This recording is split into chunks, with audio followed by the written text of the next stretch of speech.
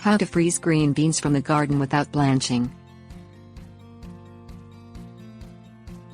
Dining on fresh-picked green beans is one of the many rewards of having your own garden. If your green bean crop is larger than you can consume in several sittings, freezing them provides a way for you to preserve them for later use.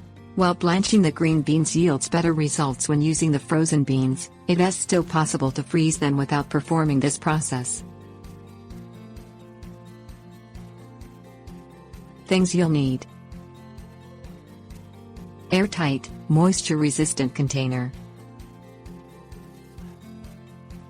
Step 1. Clean the green beans by washing them with cold water to remove any dirt or debris. Step 2. Remove the stems of the green beans and either cut into bite-sized pieces or leave whole.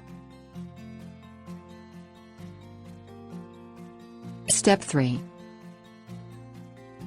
Place the green beans into an airtight container that is resistant to moisture. Portion the beans out into individual serving sizes or the amount needed for specific recipes so you can avoid having to thaw green beans that want to be used. Step 4. Place the container into the freezer. Use the frozen green beans within 6 months.